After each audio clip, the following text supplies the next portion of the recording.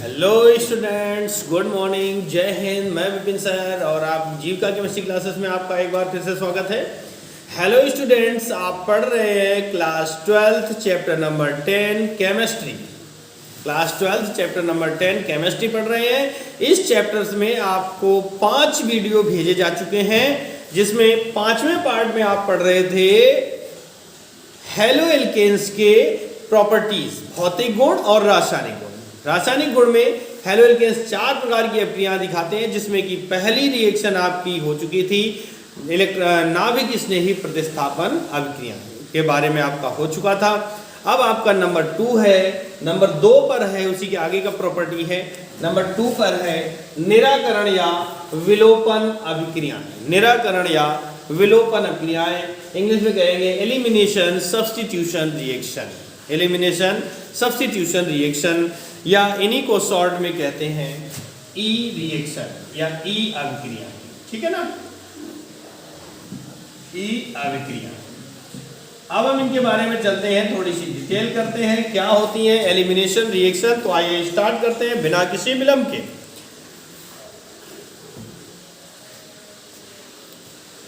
जब किसी halo alkane को, देखिए हम डेफिनेशन लिखने जा रहे हैं, जब किसी हेलो एल्केन क्या होते हैं, एल्केनों और हेलोजनों के परस्पर अभिक्रिया के फलस्वरूप जो व्युत्पन्न प्राप्त होता है, तो हेलो एल्केन को कास्टिक क्षार, हेलो एल्केन को कास्टिक क्षार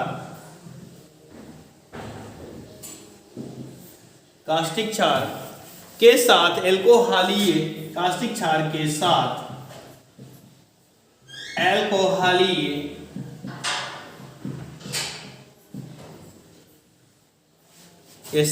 एल्कोहलीय विलयन की उपस्थिति में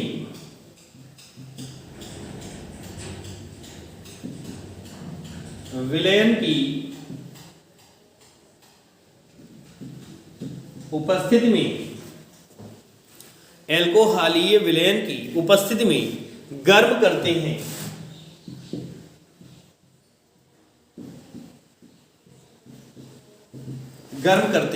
तो एल्कीन बनती है। क्या बनते हैं भैया? एल्कीन बनती है। ठीक है ना। निराकरण अभिक्रियाएं कहलाती हैं। निराकरण या विलोपन अभिक्रियाएं कहलाती हैं।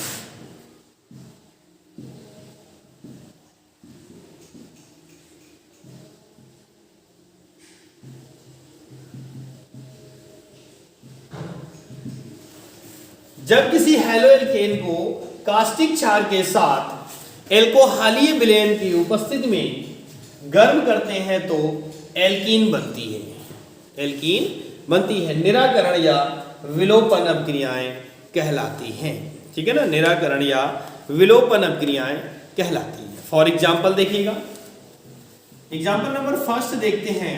क्या है हमारा कि मान लीजिए कोई एल्किल हैलाइड हमने ले लिया, CH3 CH2 CH2 Cl, ये हमने एल्किल हैलाइड ले लिया, और कास्टिक क्षार लेते हैं जैसे कि KOH। विलयन कैसा चाहिए?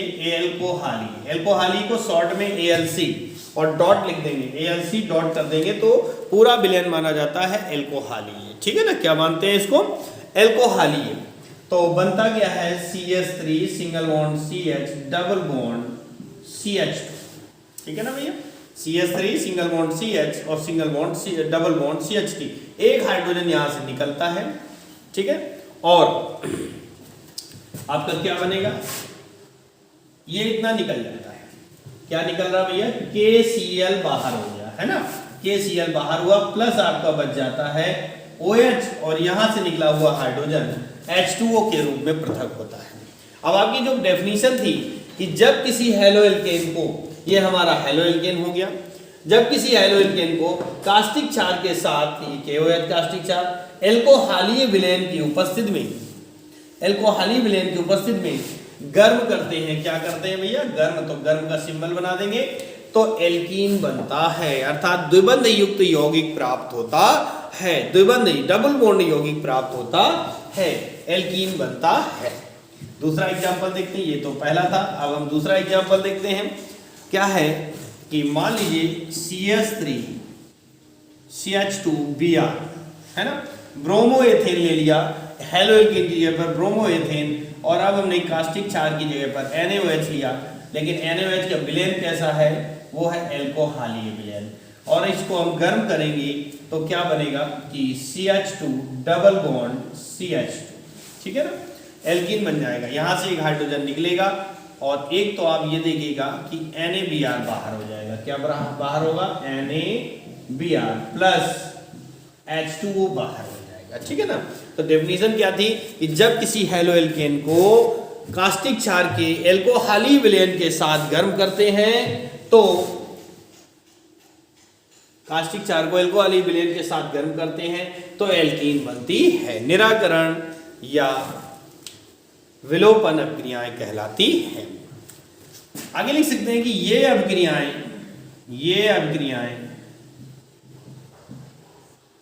दो प्रकार की होती हैं। ये अभिक्रियाएं दो प्रकार की होती हैं, ठीक है ना। अब कौन कौन से दो प्रकार हैं तो उसके आगे बढ़ने के लिए इसको आप नोट कर लीजिएगा। अब हम चलते हैं आगे।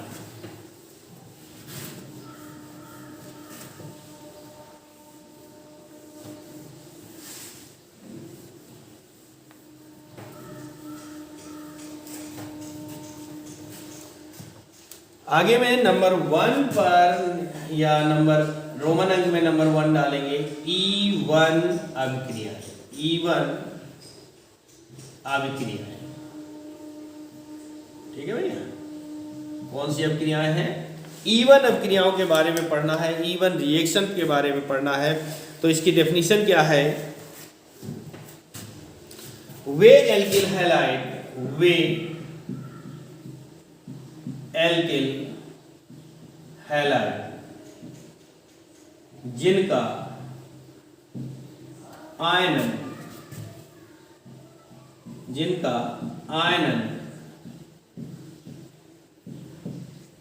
शीघ्रता, वे एल्किल हैलाइड जिनका आयनन शीघ्रता से हो जाता है, शीघ्रता से या लिख सकते हैं सरलता से हो जाता है, सरलता से हो जाता है। वे एल्किल हैलाइड जिनका आयनन शीघ्रता से या सरलता से हो जाता है E1 अभिक्रियाएं कहलाती हैं। E1 अभिक्रियाएं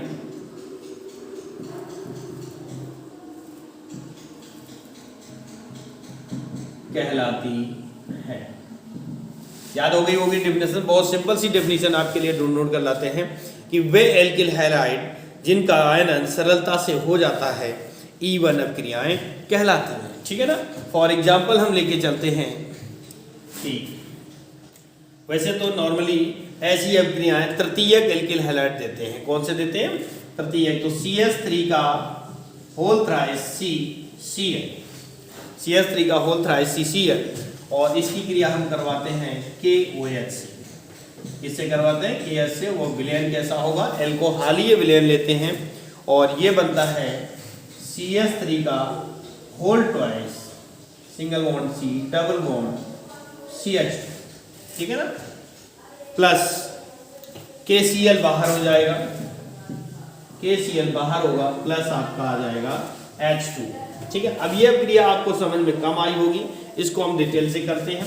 ये CH3 का होल थ्राइस का मतलब है ये अभिक्रिया में CH3 यानी इस कार्बन से 2 CH3 ऊपर नीचे जुड़ जाएंगे तो ये ट्रिपल बॉन्ड पूरा हो जाएगा, और ये हमारा यानी इसका जो ओपन रूप है, खुला हुआ रूप है, वो इस तरह से होता है।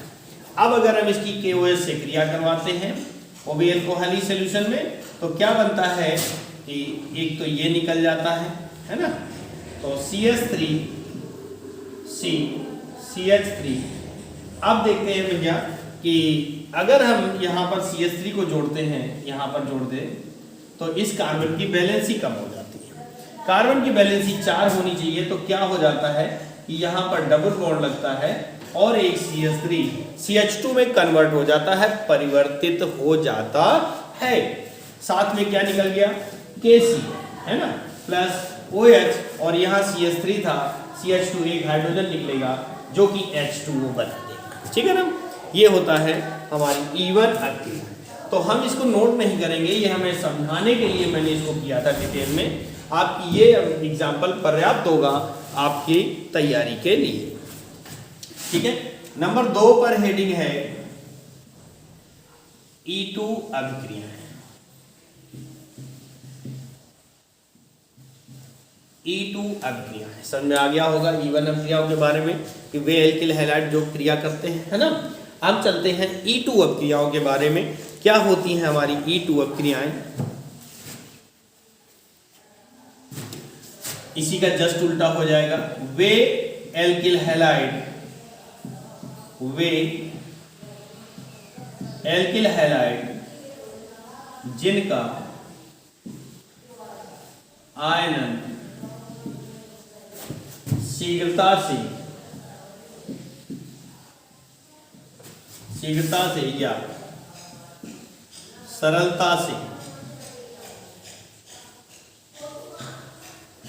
नहीं होता,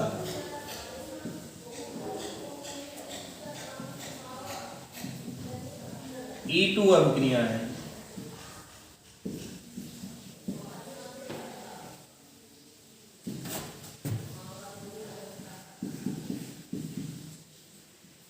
कहलाती है वे एल्किल हैलाइड जिनका आयनन शीघ्रता से या सरलता से नहीं होता है, E2 अभिक्रियाएं कहलाती। शीघ्रता से या सरलता से नहीं होता है, धीरे धीरे होगा या फिर आसानी से नहीं, कई परिस्थितियां लगानी पड़ेंगी तब जाकर के आयनन होता है।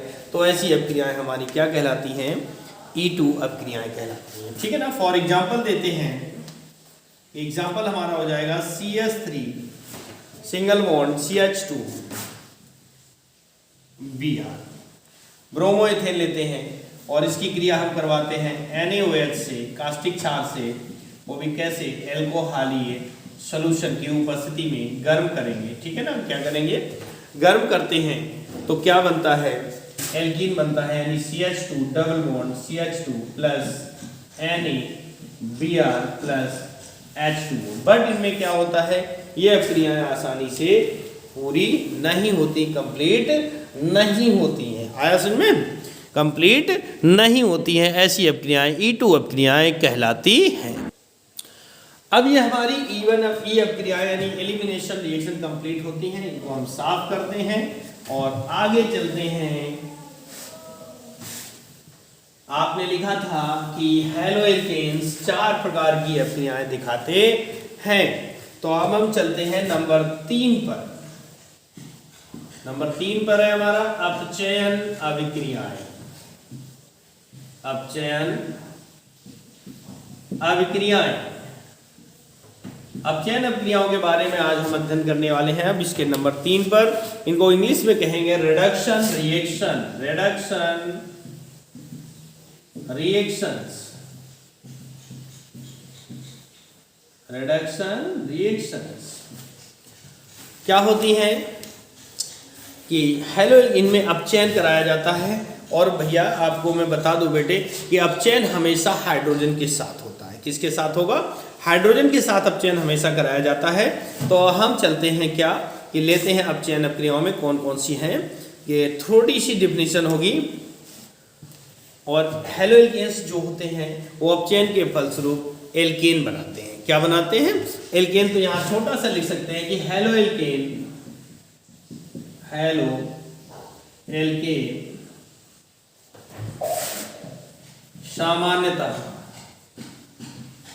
सामान्यतः अपचयन के फलस्वरूप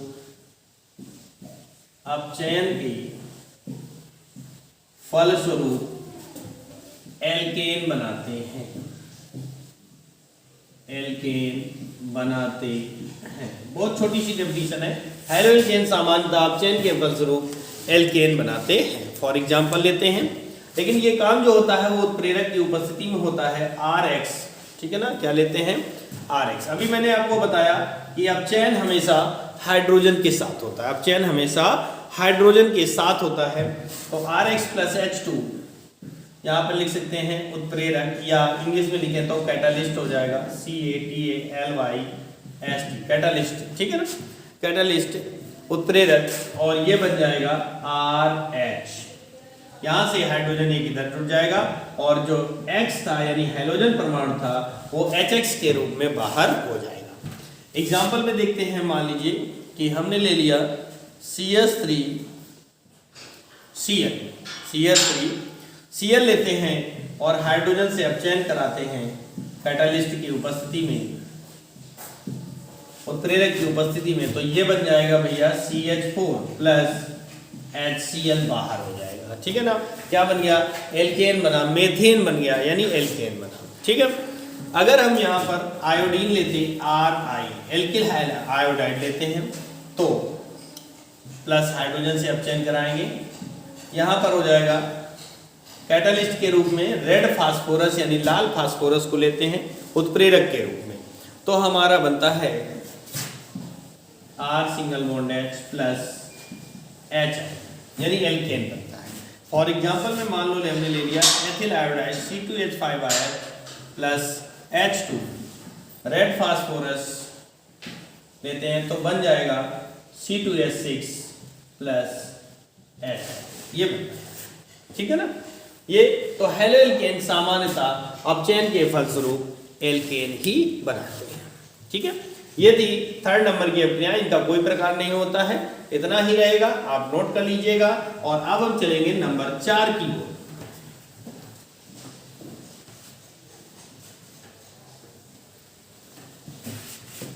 तो हम चलते हैं नंबर 4 पर। नंबर 4 पर है हमारी अपक्रियाएं कि जो एल्केन्स हैं वो एरोमेटिक यौगिकों से, एल्केन हेलो एल्केन्स जो हैं वो एरोमेटिक यौगिकों के साथ भी अपक्रियाएं प्रदर्शित करते हैं, ठीक है ना। एरोमेटिक यौगिक क्या होते हैं, थोड़ा सा सुन लीजिएगा कि एरोमेटिक यौगिक वे यौगिक होते हैं जिनकी श्रृंखला बंद होती है और श्रृंखला में 6 कार्बन परमाणुओं का होना आवश्यक है। कितने? 6 कार्बन परमाणुओं का होना आवश्यक है। आगे, तथा एकांतर क्रम में एकल व द्विबंध उपस्थित होते हैं, सिंगल व डबल बॉन्ड, उसे हम एरोमेटिक यौगिक कहते हैं। तो यहां पर हम लिख सकते हैं बेंजीन। एरोमेटिक यौगिक के रूप में हम लेते हैं बेंजीन से अभिक्रियाएं, बेंजीन से अभिक्रियाएं, ठीक है ना, बेंजीन से अभिक्रियाएं। तो लिख सकते हैं reaction with benzene, reactions with benzene.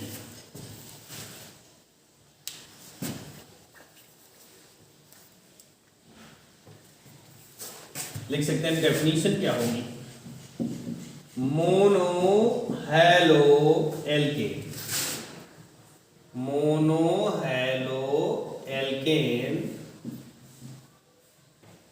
Mono halo alkane निर्जल, मोनो हेलो एल्केन बेंजीन के साथ, बेंजीन के साथ निर्जल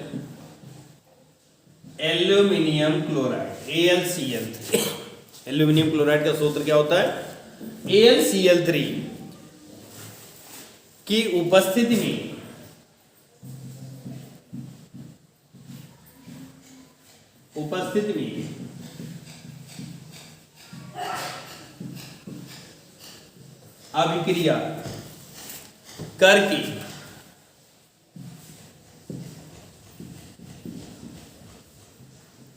अभिक्रिया करके एल्किल बेंजीन देते हैं।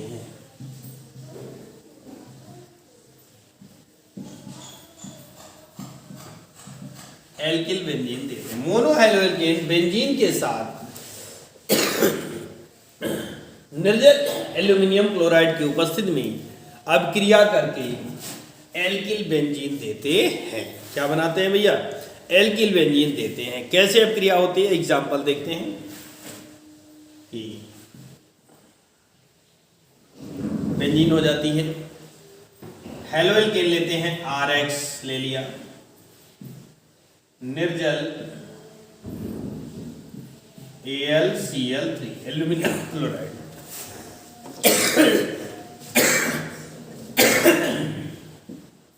क्या बनेगा? R plus HX, R plus HX। ये एक सामान्य अभिक्रिया है। क्या दी हमने? सामान्य अभिक्रिया बताई हमने, ये होती है R प्लस HX। ये हमारा बना, क्या लिखा था? अभिक्रिया करके एल्किल बेंजीन देते हैं। ये एल्किल मूलक जुड़ गया और ये बेंजीन रिंग हो गई, तो इसे कहेंगे एल्किल बेंजीन देते। फॉर एग्जाम्पल देखते हैं, फर्स्ट एग्जाम्पल है हमारा, तो ये हमारी बेंजीन हो जाती है और हमने यहाँ पे ले लिया CH3Cl, हेलो एल्केन के रूप में ले लेते हैं, ठीक है ना। जब हम इतना लेते हैं तो यहाँ लिखेंगे क्या? निर्जल AlCl3 और ये बन जाएगा CH3 प्लस HCl। इसका नाम है भैया टॉलुइन, यानी टॉलुइन प्राप्त हो गया, ठीक है ना। एल्किल बेंजीन के रूप में कौन मिला? टॉलुइन मिल जाता है, ठीक है। ये था हमारा एग्जाम्पल, क्लियर हुआ? अब इसी एग्जाम्पल को हम दूसरे पदों में भी लिख सकते हैं। किस प्रकार लिख सकते हैं?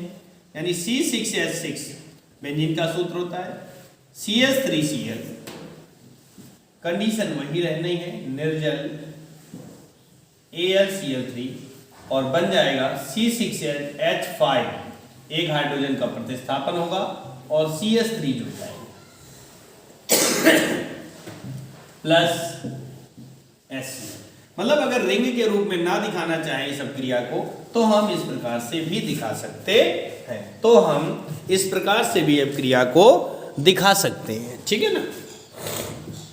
ये तो था हमारा एग्जाम्पल नंबर फर्स्ट, ठीक है ना।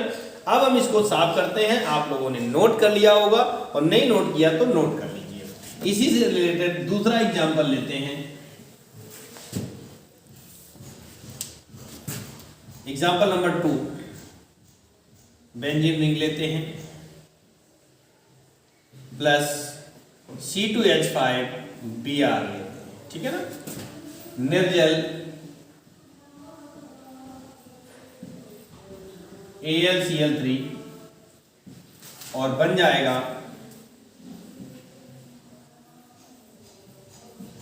C2H5 प्लस HBr, ठीक है ना। एथिल बेंजीन बना। क्या नाम हो गया इसका? एथिल बेंजीन नाम हो जाता है, एथिल बेंजीन, ठीक है ना। ये बना एल्किल बेंजीन, ठीक है। तो ये थे आपके 4 अभिक्रिया जिसमें आपने पढ़ा था। मैंने चौथे 5वें पार्ट में आपको बताया गया था कि मोनोहैलो एल्केन्स मुख्य रूप से 4 प्रकार की अभिक्रियाएं प्रदर्शित करते हैं। कितनी देते हैं? 4 प्रकार से अभिक्रियाएं प्रदर्शित करते हैं। पहली थी कौन सी? नाभिक स्नेही प्रतिस्थापन अभिक्रियाएं, जो आपने पार्ट 5 में नंबर 2 पर प्रतिस्थापन निराकरण या विलोपन अभिक्रियाएं, जो आपने पार्ट 6 में पढ़ा। इसी पार्ट में तीसरा था अपचयन अभिक्रियाएं और चौथा है बेंजीन से अभिक्रिया। इसके आगे इस चैप्टर के कंपाउंड शुरू होते हैं, वो आपको अगले वीडियो में मिलेंगे, ठीक है ना। तो तब तक के लिए नमस्कार। एक बात की बनती है, मैं आपके लिए नोट्स तैयार करता हूँ, सारी बातें हैं, और आप लोगों से एक लाइक और एक शेयर तो बनता है। अगर आप चैनल में नए हैं तो चैनल को सब्सक्राइब करें, बेल आइकन को प्रेस करें, जिससे कि आपके पास सारे वीडियोज़ के नोटिफिकेशन आप तक पहुँच सके और आप अपने क्लास 12 यूपी बोर्ड एग्जाम के लिए भली भांति रूप से प्रिपेयर हो सके।